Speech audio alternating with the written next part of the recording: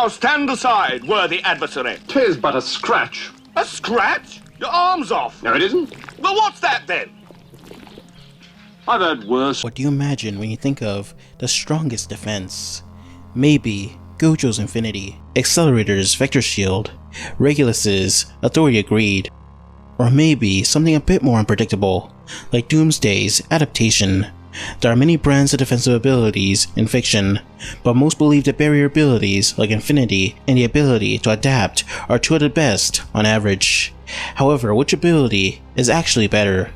In most cases, you guys would pick a barrier ability like Accelerator or Gojo, since they have used them to become one of the strongest. But Adaptation isn't weak either, being responsible for creating some of the most broken beings in fiction.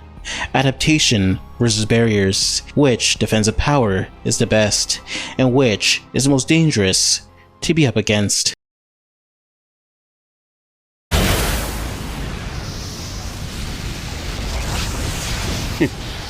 A barrier is exactly what it sounds like, a tangible or invisible force that envelops the user. Any attack that touches this barrier is neutralized in some way, shape, or form, whether deflected, absorbed, or stopped. It's basically like a metaphysical shield. There are 3 barriers in particular I'm using for the context of this video.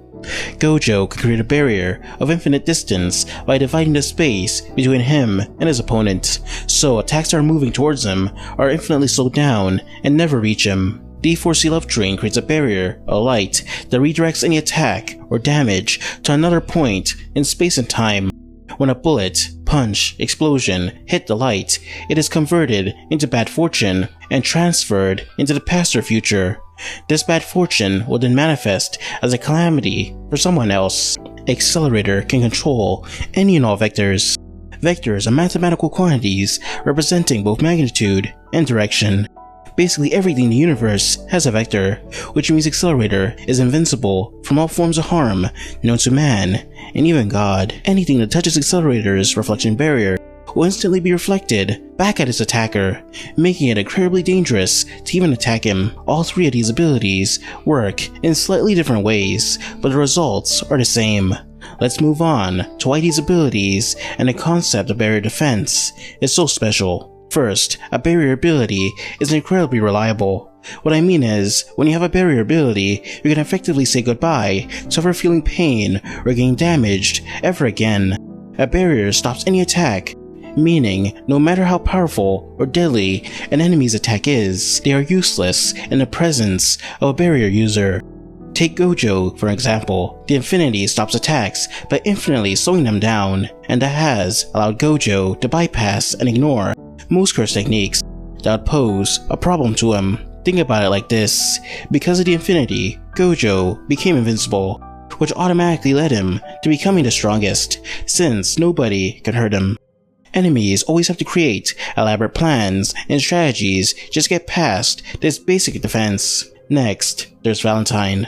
Every attack that reaches his barrier also cannot reach him, and this becomes a real problem for both Johnny and Gyro, since both bullets and steel balls and stand abilities couldn't harm him. Gyro and Johnny then had to create an elaborate plan around creating an infinite spin just for a remote chance they could hurt him, and by the end, one of them barely escaped with their life. You get it by now. A barrier ability grants guaranteed safety from harm. But a barrier ability isn't just more effective at defense, it's overall more versatile. Those with barrier abilities are not simply limited to stopping attacks, but also manipulating the very concepts the attacks rely on. Let me tell you what I mean. Accelerator can obviously reflect any attack that reaches his vector shield. However, he can also control the very nature of their vectors, dismantling, accelerating, and bending them at the atomic level. Anything he touches, air, metal, light, the very earth itself, he can control their vector properties and manipulate them like a telekinetic on steroids. Gojo slows down attacks until they never reach him, meaning he controls the concept of infinity, meaning he controls space.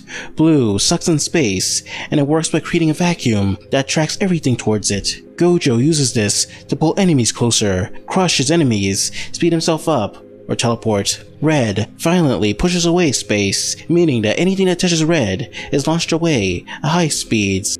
Purple combines red and blue to create an anomaly in space. This force seems to combine pushing and pulling to outright wipe away anything it touches. But how effective barrier-based abilities are, they do have a weakness, and that is when a foe figures out a way to bypass them. Accelerator's shield can be bypassed by both the Imagine Breaker and the QR counter. Say what you want about this man, but he doesn't do well against the good old-fashioned right hook. Gojo's Infinity can be bypassed by Domain Expansion, Domain Amplification, or Space Cunning. D4C was bypassed by the infinite rotation of Tuskak 4 and Ballbreaker, and on both occasions, Valentine was also cooked. A barrier is only effective as long as his Achilles heel isn't found. You don't owe anything to them. They manipulated you and then tried to kill you. So I keep hearing. From who? All you need to know is that I will get free. And I will kill you. Adaptation is the power to overcome any situation. When those with adaptation are hit by any attack or experience a phenomena, their bodies or overall nature changes to address it. Meet Darwin, a mutant with the power to adapt to any situation. Unlike a barrier, Darwin relies on his body's automatic adaptation, so he has no real control over it. His unique physiology allows him to alter his physical form to suit his surroundings and situations. This manifests in diverse ways, such as developing gills underwater to prevent himself from drowning, surviving in a vacuum of space, becoming impervious to fire, acquiring night vision in darkness, and transforming his body into pure energy. Darwin turned his fists into rocks to defend himself against bullies. When thrown from a cliff, Darwin sprouted wings to fly. In moments of extreme danger, greater than he can handle, Darwin's body involuntarily teleports him to safety.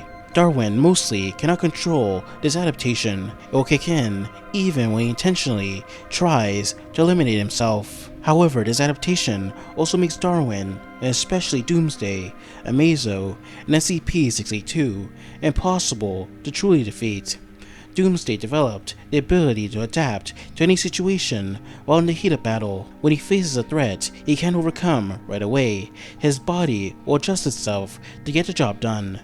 For example, in his first fight with Superman, he couldn't land a single scratch, but seconds later, he could hurt him. He learned how to damage intangible beings like the Radiant. He literally punched himself out of the Phantom Zone, which existed in another dimension. This adaptation is thanks to his unique origins. Born on a prehistoric Krypton, Doomsday was constantly subjected to death. He'd be thrown into the wilderness where he'd be killed over and over again by the planet's many beasts and phenomena.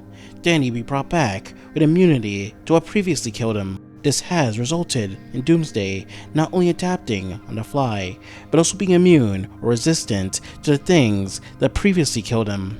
Amazo also adapted on the fly.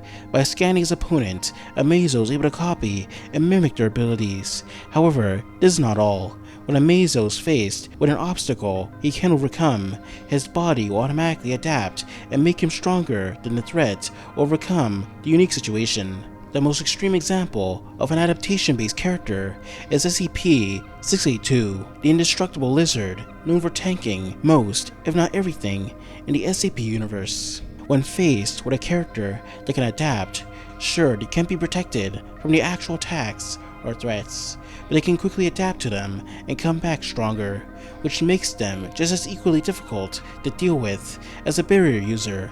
Maybe even more difficult, because once they adapt to an attack, it's incredibly difficult to find other means of killing them. Unlike a barrier user, where all it takes is one strategy of bypassing the barrier to even the playing fields, even by a little bit.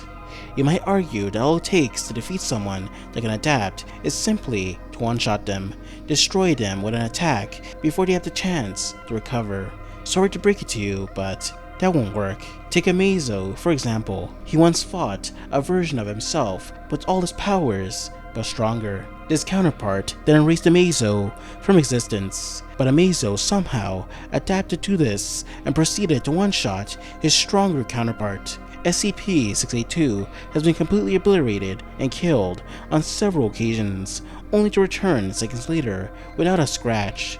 But in a lot of cases, one-shotting someone with adaptation is only one avenue for them to adapt once again, and this can lead to them becoming an even bigger problem. Adaptation is incredibly versatile due to the infinite ways something can be adapted to. Darwin's body has already shown the ability to do a variety of things, like literally becoming pure energy or developing the ability to breathe underwater. Amazo can copy the abilities of any hero regardless of their scaling. Doomsday can exponentially grow in strength and throw down with anyone in DC. This ability essentially gives adapters almost infinite potential, while someone with a barrier is restricted to the laws their barrier abides by. So, which defensive ability is better? Well, I thought the answer was obvious. It's adaptation. Sure, it's not as reliable for blocking damage. Sure, it can't be precisely controlled. And sure, it isn't as versatile right off the gate. But trust me, once you adapt to something, you have infinitely more ways to overcome an enemy. Those who get their barriers bypassed are at the mercy of the opponent's potential power and scaling. Those who get defeated with adaptation have only opened the door to get even stronger. Put Accelerator, Gojo, and Divorcee in the same room against either Doomsday, SCP-682, or Amazo, and I guarantee that the adapters will come out on top.